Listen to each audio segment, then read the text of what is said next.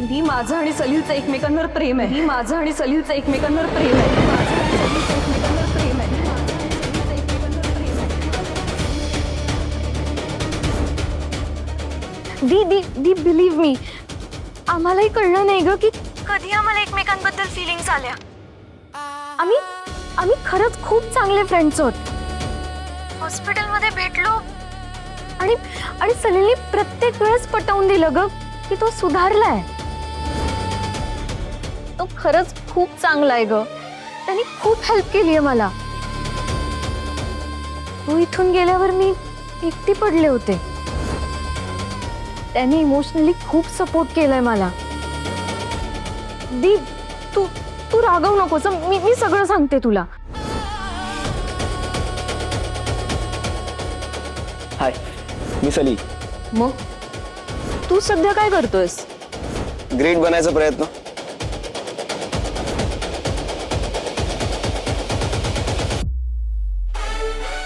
तू चांगली कामं करून चुका सुधारता येतात हे माहिती आहे. तेच ट्राय करतोय. That's it. हाय.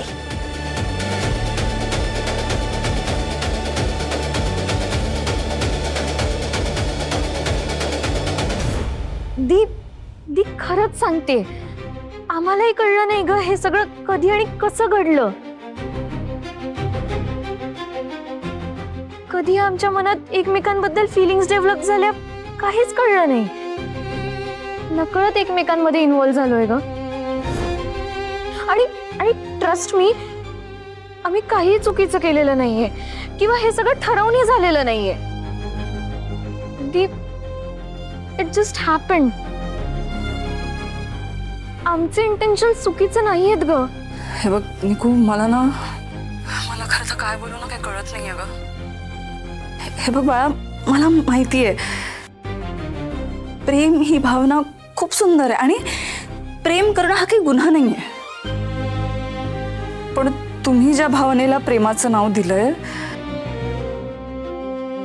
ती कितपत खरी आहे हे बघ निकू. प्रेम दोन व्यक्तींमध्ये होतं पण त्याचा परिणाम ना खूप लोकांवर होतो. आणि तुमच्या या प्रेमाला आपल्या दोन्ही घरातून लोक कसे रिॲक्ट करतील हे तुला काही वेगळं सांगायची गरज नाहीये. दी, मी आणि सलील आमच्या रिलेशन बद्दल सिरियस आहोत. आम्हाला लग्न निकू, हे बघ बाळा, आता ना आपण कुठल्या निष्कर्षावर नको यायला, ठीक आहे? फक्त एक गोष्ट लक्षात ठेव, जोपर्यंत मी सांगत नाही तोपर्यंत या विषयावर कोणाशी काही बोलायचं नाही, कळलं? ओके दी, तू सांगशील तसंच करू आपण. मी नाही बोलणार कोणाशी. ठीक आहे, ठेवते मी. बाय.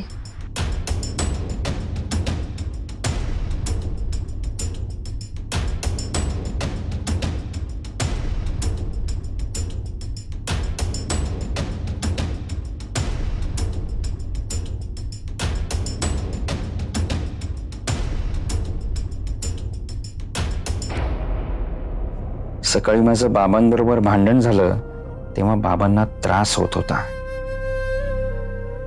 बरे असतील ना ते?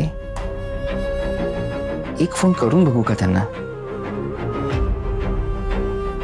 पण घरातले सगळे कसे रिॲक्ट होतील माझ्या फोनला काय माहिती. नको नको नको, राहू देत.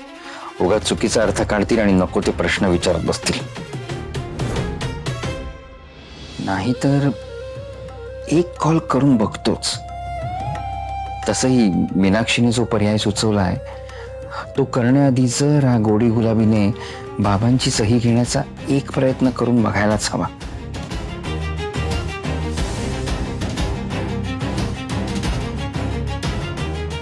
या ना साहेब, प्लीज या बसा प्लीज.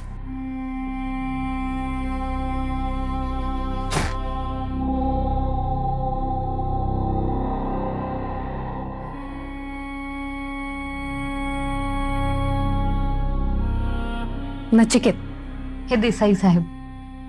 नमस्कार. नमस्कार. हे महापालिकेमध्ये टाउन प्लॅनिंग अधिकारी आहेत. अच्छा.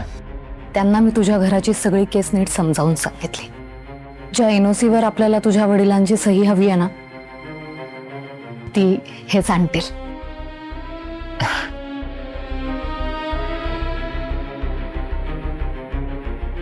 मला असं वाटतं की आपण अजून एकदा बाबांशी बोलण्याचा प्रयत्न करूयात ना.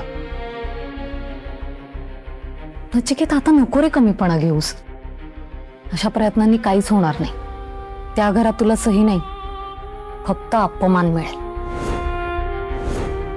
अरे तू इतका अपराधी का वाटून घेतोयस? जे तुझ्या हक्काचं आहे ते फक्त काढून घेतोयस, इतकंच. बाबा, सलील भाऊजी, हातपाय धुवून घ्या, जेवण झालंय. आई, आई जेवण तयार आहे. आई, काय हो, गोळी घेतलीत? हो, घेतली गोळी त्यांनी. हात धुवून घ्या, चला. अरे उठ ना, जेवायचं आहे ना, हात धुवून घे. नाही नाही, थांब, एक लेवल कम्प्लीट करतोय.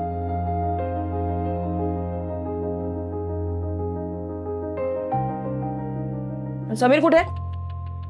का पाठवलंस परत तुझ्या घरच्यांची धुणी धुवायला? ते आपले ना एक जुने क्लायंट आहेत, कर्णिक काका. त्यांनी वारीच्या नैवेद्याची मोठी ऑर्डर दिली आहे. ते ऍडव्हान्स देत आहेत ना, तो ऍडव्हान्सच आणायला गेलेत. ऍडव्हान्स घरापर्यंत, म्हणजे या घरापर्यंत आला म्हणजे झालं. बाबा, तुम्हाला आंबाडीची भाजी आवडते ना? ह्यांनी मला सांगितलं. वारीचा नैवेद्य बनवणार आहे ना, त्यात तीच भाजी बनवणार आहे. आवडते ना तुम्हाला? बघितलंस काही, आपण किती साधी माणसं होते. साध्या आंबाडीच्या भाजीवर सुद्धा खुश होतो आपण.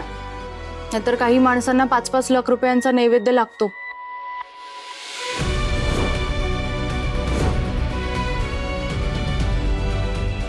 रेणुकाताई, अहो, यांनी तुम्हाला सांगितलं ना मॅडम, आपल्या पहिल्या मोठ्या ऑर्डरचा ऍडव्हान्स आलाय.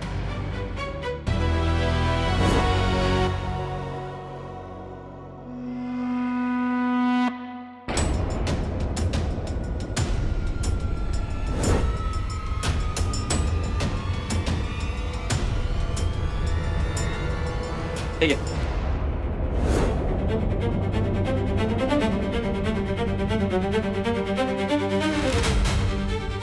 मी आणि आई, हे घर खर्चासाठी.